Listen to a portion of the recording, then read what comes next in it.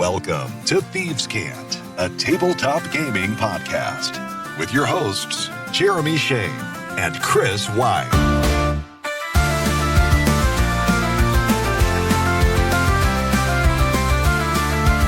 Welcome in and welcome back. It is Thieves Cant, Saturday, September 20th. I'm Jeremy Shane. And I'm Chris White.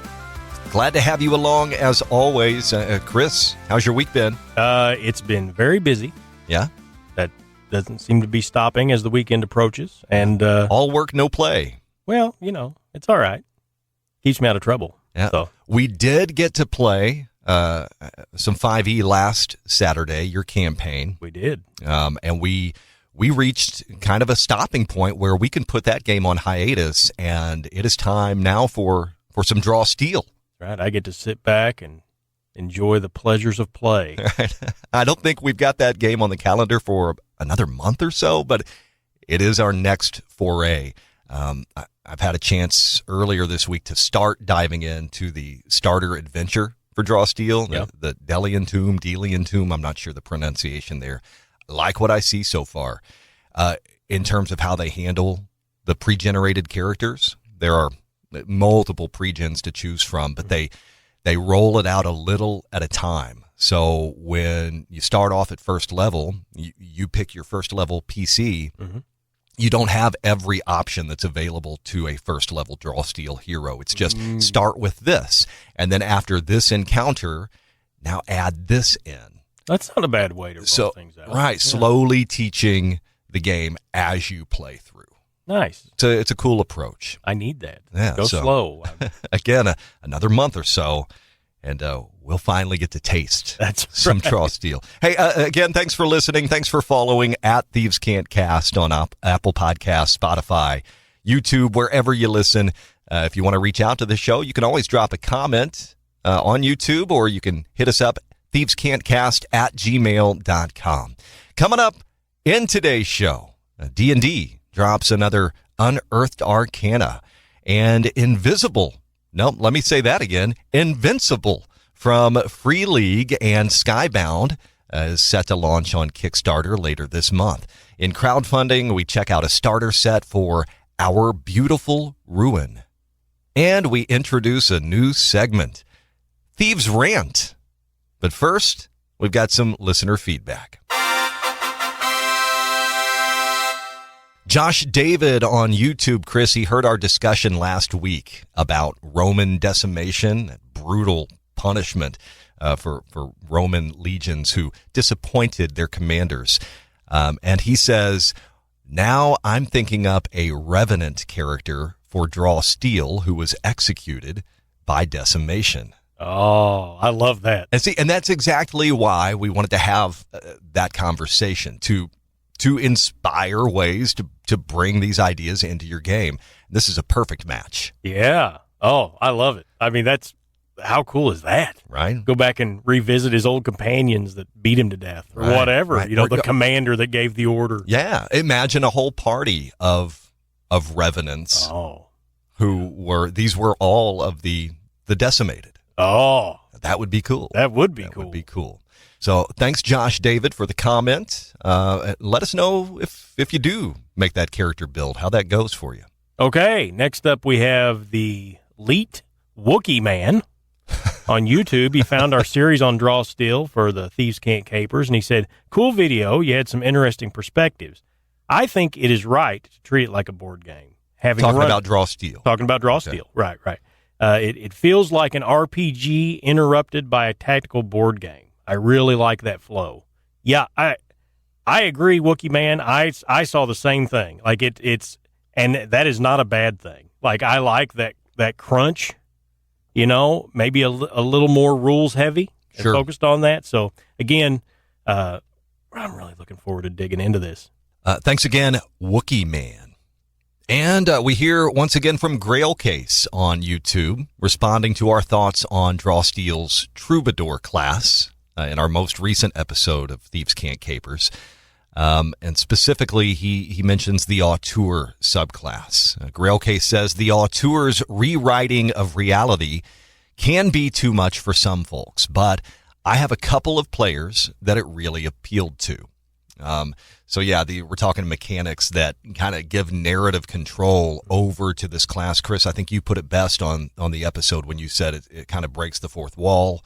It's there's a lot of wink involved here, and yeah, I agree. That's probably not for everyone. Yeah. I think you and I said as much. Probably not for us, but it's cool. It's cool to have as an option, and it's good to see that there are players who are into that and utilize that option, and they're having fun with it. Yeah, if you're having fun with it, go for it. That's great. Yeah. And again, I've never tried it, so seeing it in play might be totally different experience. Could be a game changer. Yep, right? Sure could. Yeah. Grail Case, always good to hear from you. Thanks for listening. All right, listener feedback out of the way. Chris, I think you've got this week's question of the week. That's right. I have the question of the week, and this is a pretty good segue into it. The question is, and of course, understanding there's a play style for everybody, right? Sure. But when you see another player bring their character to the table, is there one class that you just kind of cringe? Like class or like an archetype, okay. Right? Yeah. Okay. Yeah. Necromancer. Necromancer? Yep. Now, is that role play or is that a mechanical thing? Well, mechanically, I suppose having minions at your disposal is kind of cool. It's the role play, the flavor that accompanies it. It never seems to mesh. I feel like 100% of the time that I've encountered this, some wannabe edgelord. Oh, yeah. You know, I think I've become a little softer on necromancers since there seem to be so many memes that that they get plugged into now that it's just they're kind of funny to me. Right. Maybe I don't know if necromancy should be funny. Yeah. But well, let me tell you about an approach that I could appreciate if I ever saw this in play, and it kind of makes me want to try this myself. So there's a set of novels by Weiss and Hickman, the Sovereign Stone trilogy. One of the primary characters, it's been years since I've read these, but he's a necromancer of sorts, but he's kind of pathetic, right? Okay. Like he's disturbed in some ways, and his work only adds to that. If you can lean into that and role play that instead of I am the dark master, yeah, I think I could appreciate it a bit more. What if it's just like he just isn't good at making friends? You know? So okay, somebody's nice to him, they die. It's like, I'd like to bring that barkeep back and we can hang out together and have conversations kind of one way. Yeah. But, maybe that'd be good. Yeah. I've probably gone on for too long. What's your answer? Yeah, I know what you think I'm going to say. After last week's Thieves Can't Capers, Bard would be the answer. And I will confess, Bards sometimes annoy me, the way they're approached and that trope. But they're not my number one pick, believe it or not. Okay. This is surprising. This is a little specific, but especially in D&D, the artificer. Okay. I am never happy when the artificer is in the party because to me, I just don't like that flavor. Yeah. Well, this is a class that, and a trope that really depends a lot on setting. To really shine, you need a setting that fits. Yeah. If you're in like a clockwork setting, a Victorian setting, I can get that. But it's like you want to be Iron Man in the Forgotten Realms. Like it's kind of weird to me, right. I know me that doesn't jive. Yeah, I know we played through a campaign once and you had the pretty typical party, and then you had this person who had their robot dog and these strange gadgets they were making. I get some people like it. I'm all for it. Yeah. I'm not saying you're a bad person if you like it, but for me, I just don't care for the flavor. I like magic. I can go high magic, but the mechanical stuff it's not for me. All right. If you've got a response to that question of the week, let me throw that email out again, thievescantcast@gmail.com. All right. Ready for the headlines? I'm ready. On we go. Okay, so D&D has dropped new Unearthed Arcana. Well, it's new and it's not. This is like revised Unearthed Arcana. It's another round of arcane subclasses. So a revised arcane archer fighter. You've got your reworked tattooed warrior monk. And then there are 4 wizard options, your conjurer, transmuter, necromancer, and enchanter. So the arcane archer gets some fresh abilities like magical ammunition. There's also an arcane burst that can repel enemies, push them away. The tattooed warrior monk has some pretty major changes. Its powers are no longer tied to spell casting. And its beast tattoos now grant cantrips while also improving core abilities. I don't know if you had a chance to look through any of these. I'm glad they revisited these because there were none of them that just inspired me. I think they all needed some work. Most of them needed a power-up, I think. They were on the weak side. Flat. Yeah. So as far as the wizard subclasses, conjurers now specialize in sturdier summoned creatures. Enchanters, they return to a style a little closer to the 2014 design, which, okay, what are we doing? Mm-hmm. And necromancers, hey, there they are. There they are. They command multiple undead at once, which, that sounds fun. Yeah.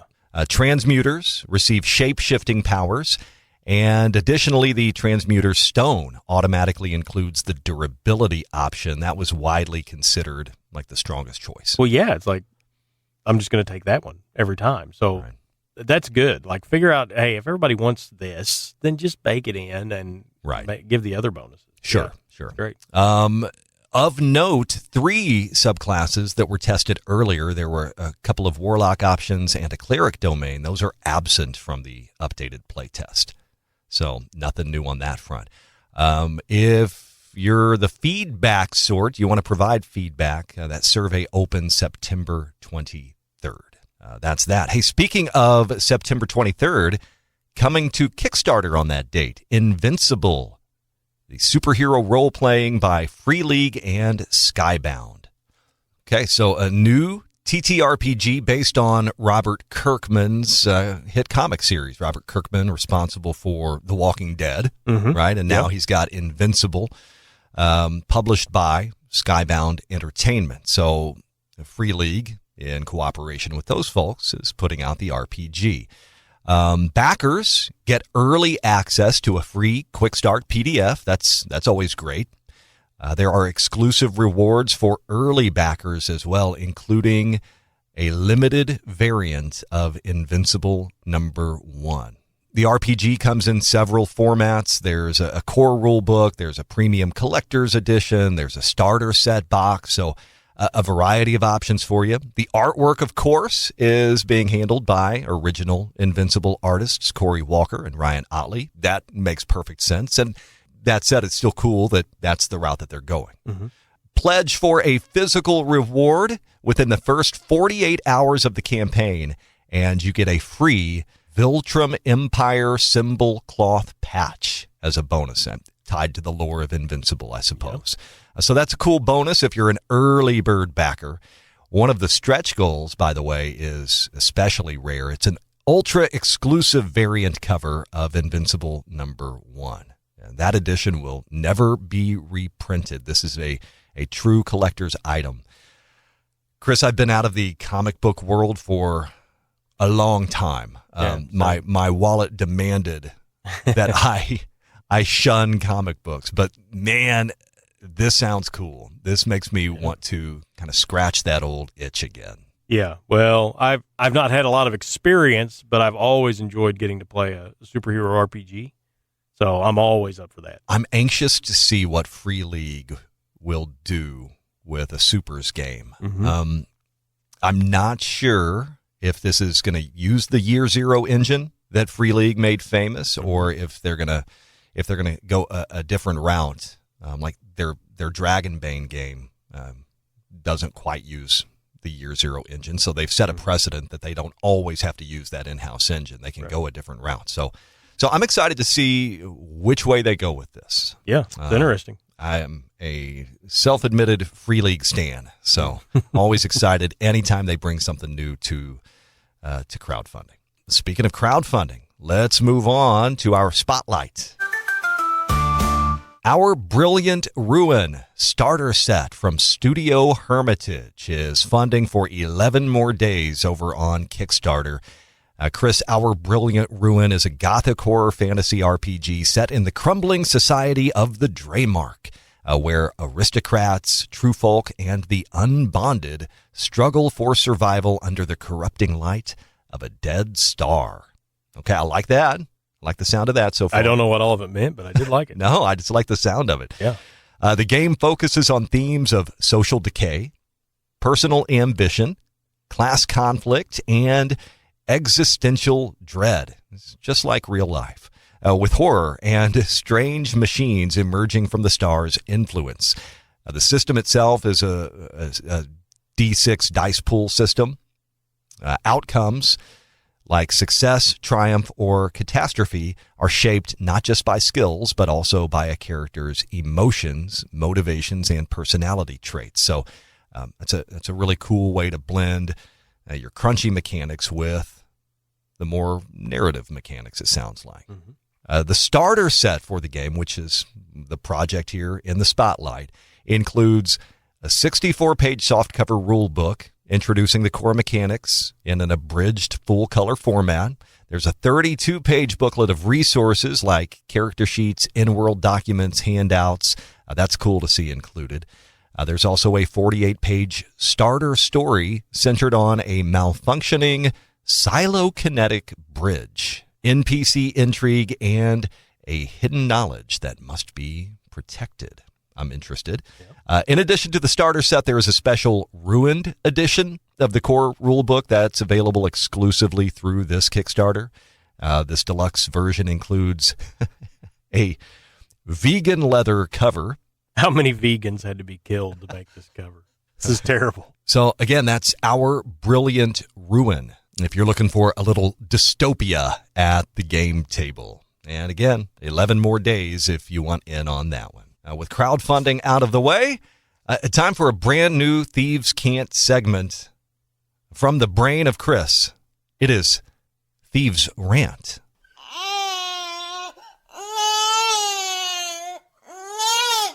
I'm not going to be negative. I'm not going to be negative. I just, my initial reaction was rage. I don't know why. I can't explain it. It just was. Anyway, the other day I'm at work. I get tired of listening to music. I'm listening to YouTube.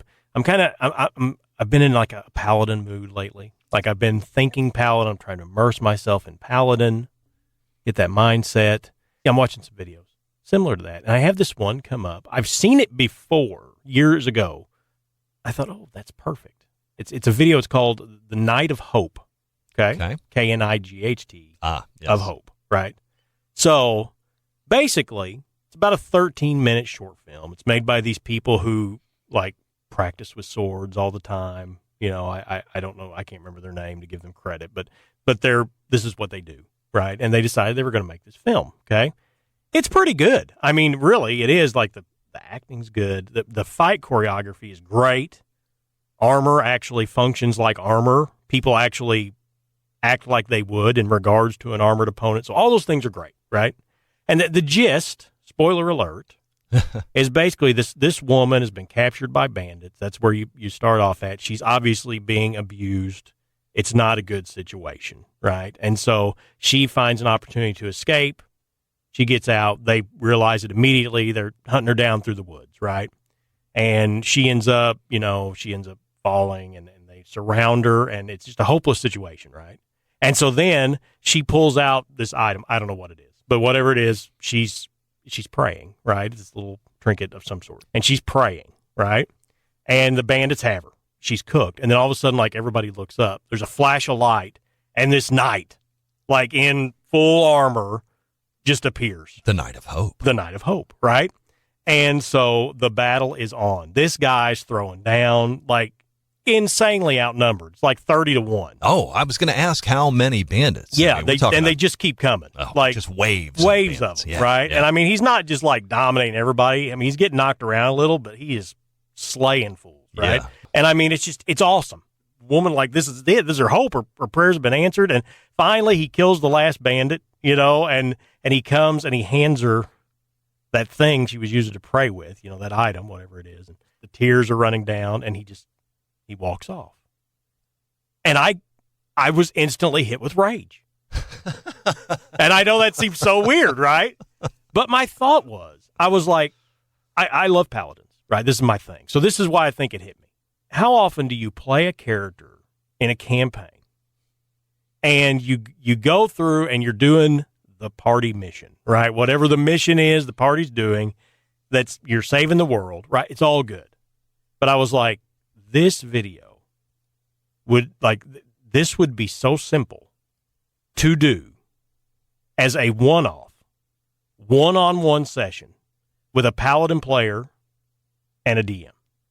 How much would that paladin player love this opportunity? Oh, yeah. Like, it would make their year. All it's got to be is, the end of the last session with the party, we're in camp, right? We're going to set up camp. All of a sudden, you get a message from your god. Hey, you're needed. Boom, flash of light. He's gone. I don't need any details. I can see the whole situation laid out before me. Somebody's in trouble. Here's the bad guys. Let's go. This is it. Like, and you do it. You go through the whole thing. There doesn't even have to be dialogue. It's so simple. Like, this thing could play out in an hour and a half. But I'm not just mad as a player, like I deserve this, right? But I'm mad as a DM. I don't utilize this more. Sure. Well, so the question is, what's stopping this from being a thing? What are some of the obstacles to overcome? Because I think there are some. Okay. Let me present some more scenarios, and let's get to the obstacles. Okay. Because this isn't just a paladin thing, right? I mean, you think about it. Every one of these... Yeah, pick a class. Any class is going to have a fantasy, right?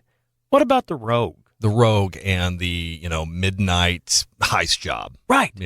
Like, yeah, exactly. Because what are you doing as the rogue? I scout ahead and you're not doing your rogue thing. So, yeah, to have the midnight heist, right? And all of these things could develop. Like, what if you just took an hour with each player, gave them their own special time, right? And the first one is just a basic heist, right? But maybe you introduce an NPC. Or maybe somebody starts to notice that heist.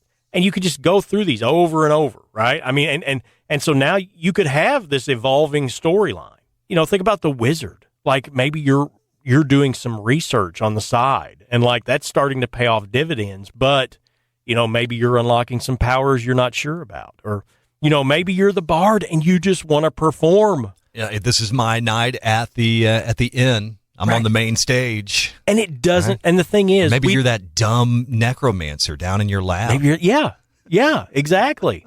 You're gonna make your friends, And the thing is, we don't do these things because it's super boring for everybody else in the party. Because it's focused on that individual. Nobody wants to go through and stand on the outside while the rogue stealths their way through, the mansion or whatever, or the keep. Sure. So that's why I think to do these things privately. And again, it doesn't have to be a huge production. So you're going to go out, you're going to do this thing, whatever it is that applies to you, basically fulfilling that fantasy that class provides. Now, when you come back to the group, you are a much more complete character. But is that challenged at all by if this is private, if it's one-on-one and your party mates don't have that same perspective, then how much of that perspective really that you have really matters or has a lasting impact for the narrative as a whole, for that shared group narrative? Right. Well, does that make sense? Yeah, but I think, the whole point is that you're not stepping on the shared narrative, right? Sure. So everybody, the problem is, it's so easy to just be a set of stats on a piece of paper, right? But that's not what got you excited when you started gaming. You know what I mean? It was that fantasy of playing that character. So now that fantasy is being fulfilled in a way that it couldn't be in a group setting, at least not in a way that's fair to everyone's time. Yeah. I suppose my response to myself could be, this is also an opportunity for role play amongst the group members to, hey, where did you disappear in that flash of light? Well, then that gives you an opportunity as that paladin to explain what happened. Right. Or not, whichever you choose. Or not. But keep it a mystery. But think about it. Assuming this evolves, right? Let's say I'm a paladin. So first I'm saving a villager from bandits, right? Next thing, I'm summoned because there's a temple that's under siege by some undead. They need a guardian to stand at the gate, okay? The next one, more undead. I end up being summoned. There's another occurrence. The next one, I'm introduced to an Oathbreaker paladin who's behind all of this chaos, right? Well, now, all of a sudden, maybe this Oathbreaker paladin starts playing a role in the party campaign. And we've got history. So all the things that I learned about him, all the encounters we had, all of that can be applied to the party now. The whole thing is richer because this character has actually lived a life outside of the party. He's actually played some of that. And it's not just background. It's more relevant. So you mentioned these potential scenarios just for examples, right? So right. How often do you imagine the GM is doing this for each of these PCs? Time's always an issue, right? But at least with two people, scheduling is going to be a little easier, right? And again, I don't think the prep on these things has to be that significant, right? I mean, you're having an encounter, maybe there's a combat encounter, maybe it's just somebody sneaking around, maybe it's somebody doing research. It may all be role play, right? But either way, I don't think the prep is that much. I just think if you did it maybe every 2 to 4 levels. Okay. Enough to just check in every once in a while. Yeah. To give that character a life outside of the main campaign. It's like your kids, right? You spend time with, if you have multiple children, you spend time with all of them, but sometimes you need to take each one. Yeah. And spend a little time with them, a little one-on-one time. Does system come into play in this? I mean, if you're playing a system that relies on party collaboration to do most of what it's designed to do. Mm-hmm. Of course, we've talked about making tweaks to systems, for an individual player before. Right. So all of that could still be taken into account, but how much does that really matter in this case? Well, yeah, I mean, every system's different. There are some systems that are obviously very conducive to small party down to one individual. And then there are, there are systems where it doesn't work as well. So I think that's just dependent on the game. It's up to the GM. You have to take your situation into account. Yeah. But yeah, I think it's possible. And, even at that doesn't mean there couldn't be situations where maybe two, maybe it doesn't have to be a one-on-one, maybe two of the members, maybe they're tied together, maybe they're siblings. Sure. And you could even do this not just with what's happening currently. It could be flashbacks, right? Right. You could role play through flashbacks from their past, Maybe they've got an element of their backstory that is a bullet point that you could flesh out further here. Or maybe this is something that they haven't considered at all, and together you just collaborate to create some element of backstory. Right. Because, I know we write backstories, and we take them into account, but sometimes it's one of those things where if we didn't play it, it didn't happen, right? It's not as concrete, real, so to speak. So, yeah, but imagine, those twins are role-playing the moment their parents were killed that set them down the adventuring path, right? All of a sudden, that's a real thing, and that villain that killed them isn't just a name on a piece of paper. Like, they interacted with them, or whatever the case may be. So, yeah, I think this is just, it's such a good opportunity, and I'm so mad at myself for not doing this more in the campaigns I've run, and I wish I could have this happen, And that's why I was angry, because I was like, why aren't we doing this? What's wrong with me? Well, moving forward then, I'll expect some more one-on-one time with you. Yeah. That quality time. I always enjoy our one-on-one time. This is also a great option if the whole party can't make it to a session. A couple people cancel at the last minute. There's no reason to not still get together and share some sort of game experience. Absolutely. Maybe think about what would be interesting for that character. Obviously, talk to the player. What are they after? But have a couple of these in your back pocket. So it's like, hey, what are you doing? It's raining outside. Why don't you come over for an hour or two? Let's run a thing. I like it. I do too. Yeah. This is a great call.